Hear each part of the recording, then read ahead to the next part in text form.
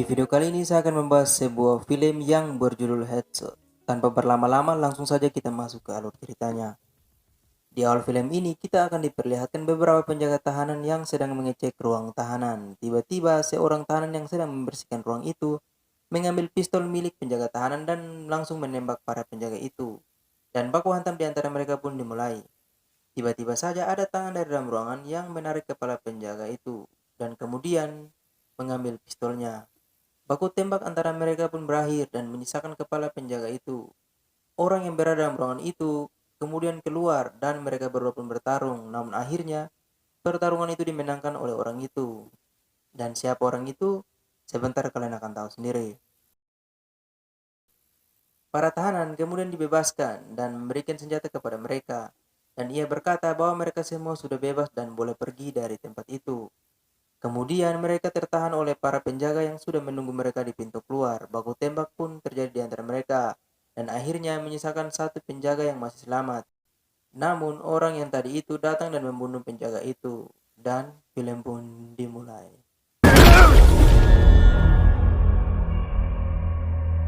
Berlatar di daerah pantai, seorang bapak-bapak yang berada di tempat tersebut melihat ada orang yang tergeletak di dekat perahunya. Saat didekati, benar saja itu adalah seorang pria yang kemudian ia pun menolongnya. Sin kemudian berpindah ke seorang wanita muda bernama Irene yang juga berprofesi sebagai seorang mahasiswa kedokteran, yang mana ia yang merawat pria yang ditemukan tadi. Nah, pria tersebut ternyata sudah koma selama 2 bulan lamanya, yang pada hari itu ia pun terbangun dari komanya. Karena ia yang ditemukan tanpa identitas, ia kemudian diberi nama Ismail, yang sebenarnya itu bukan nama aslinya. Ia kemudian mulai ditanyai oleh Irene mengenai kronologi yang telah menimpanya, namun ia ternyata mengalami amnesia. Irene kemudian membawanya kembali ke tempat awal ia ditemukan dan memperkenalkannya ke orang yang telah menemukannya waktu itu. Dan ia pun berterima kasih kepada orang itu. Terlihat kedekatan antara mereka, yang sepertinya Irene sudah mulai menyukainya. Berpindah ke sebuah tempat, yang mana sedang ada pertemuan antara orang yang tadi kabur dari penjara dengan beberapa orang.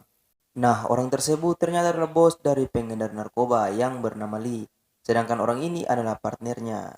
Nah, ia ingin memutuskan kerjasamanya, dan juga ia sengaja membawa anak buah untuk berjaga-jaga. Dan ia ingin membunuh Lee, karena Lee yang sudah terkenal akan nama besarnya dan kekejamannya, membuat orang ini lebih waspada lagi. Namun sayangnya semua tidak sesuai ekspektasinya, semua anak buahnya termasuk dia dibantai habis dengan mudahnya yang kemudian menyisakan salah seorang anak buah dari partnernya. Saat hendak dibunuh, ia berusaha untuk menghindar dari kematiannya. Ia dengan sengaja memberikan informasi mengenai Ismail yang terdampar di pantai tadi. Karena beredar kabar bahwa Ismail merupakan orang yang sangat dekat dengan Lee. Mendengar hal itu, Lee sempat kaget dan menyuruh orang itu untuk pergi mengecek Ismail di rumah sakit. Lantas siapa Ismail sebenarnya? Nanti juga kalian akan tahu. Lanjut. Orang ini kemudian pergi untuk mengobati lukanya sekaligus mencari tahu mengenai Ismail. Saat sedang mengancam Irene, Ismail pun datang dan baku hantam antara mereka berdua pun terjadi. Namun karena Ismail yang terlalu jago dan nampak sangat terlatih dengan mudahnya mengalahkan orang itu. Dan orang itu pun kabur.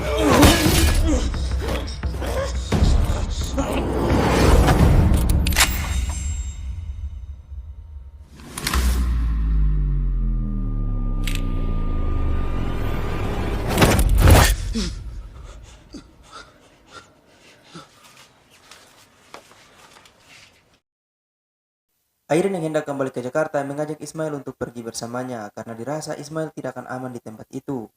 Karena dugaannya pasti ada ancaman yang lebih besar sedang mengejar Ismail, sekaligus untuk mengobati luka yang ada di kepalanya. Namun karena memiliki pemikiran yang sangat realistis, Ismail dengan berani mengatakan bahwasanya saat ingatannya telah pulih dan ternyata ia bukan orang baik, apakah Irene akan tetap mau menerimanya? Juga di sini ia menolak untuk pergi bersamanya, serta berjanji kepada Irene kalau pasti mereka akan bertemu lagi. Tidak lupa juga Irene pun memberikan sebuah handphone kepada Ismail agar mereka tetap dapat terhubung. Tibalah hari di mana Irene akan kembali ke Jakarta. Ternyata Lee sudah menyuruh para anak buahnya untuk mencari Ismail. Karena dilihat mereka Irene sedang bersama Ismail, dikira mereka Ismail pun ikut bersama Irene. Saat bis yang ditumpangi Irene sudah dalam perjalanan, tiba-tiba bis itu dihalangi oleh para suruhan Lee. Dan tanpa menunggu waktu lama, mereka langsung menembak secara membabi buta menggunakan AKM yang mereka bawa. Saat dicek, ternyata Ismail tidak berada di tempat itu. Airin yang ketakutan kemudian menelpon Ismail dan memberikan kabar bahwa ia sedang dalam bahaya. Penembakan itu menyisakan salah seorang anak kecil serta Airin. Saat anak itu hendak dibunuh, Airin pun bangun dari tempatnya dan menghentikan hal tersebut. Yang akhirnya Airin pun dibawa sebagai sandera bersama anak itu. Ismail bersama bapak angkatnya menyusul ke tempat Airin, namun sayangnya hal tersebut sudah terlambat. Airin sudah dibawa. Ismail yang sedang berada dalam bis dihampiri oleh anak buah lain dari Lee yang ingin membakar bis itu untuk menghilangkan jejak mereka. Yang akhirnya baku hantam pun terjadi. Awalnya Ismail sudah diunggulkan, namun pada saat ia mulai terpojok, bapak angkatnya mulai berusaha membantunya. Namun akhirnya ia terkena tembakan. Melihat hal tersebut, Ismail menjadi sangat marah dan kemudian membunuh orang itu. Dan ia pun tewas. Tiba-tiba muncullah polisi dan langsung memukulnya sehingga ia pun pingsan. Di sini mereka mengira bahwa Ismail yang melakukan semuanya itu. Lanjut, berpindah ke para penjahat yang sudah sampai ke markas mereka, di mana karena ia yang tidak tega melihat anak kecil itu, kemudian meminta untuk dilepaskan. Namun karena dirasa ia sudah sangat cerewet, akhirnya ia pun ditembak hingga mati. Ismail yang siuman dengan posisi tangan terborgol, kemudian ia pun diinterogasi oleh polisi. Namun karena ia yang merasa tidak bersalah, kemudian mencoba untuk membela dirinya. Namun di sini fakta pun terungkit bahwa Ismail sebenarnya merupakan orang yang sangat dekat dengan Lee. Dulunya ia menculik anak-anak, yang kemudian ia melatih mereka dan menjadikan mereka para penyelundup narkoba, dan diantaranya adalah Ismail sendiri.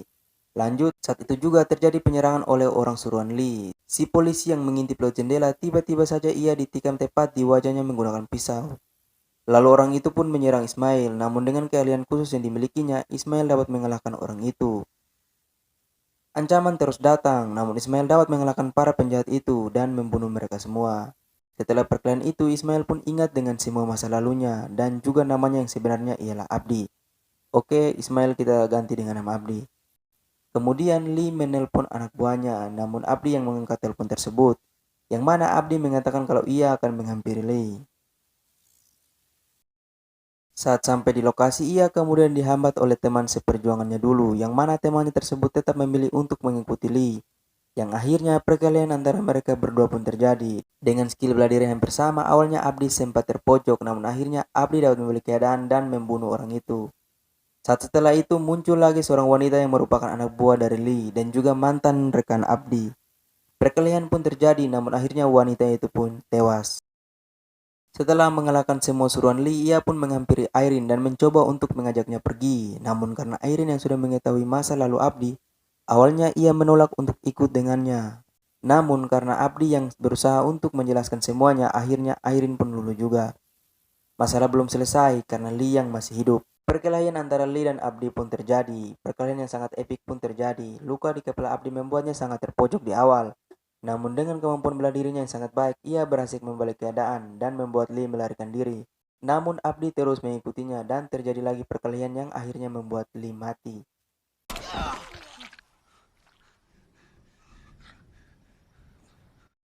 Film ditutup dengan adegan di mana mereka berdua yang sudah berada di rumah sakit dengan keadaan yang tidak terlalu buruk. Dan film pun berakhir.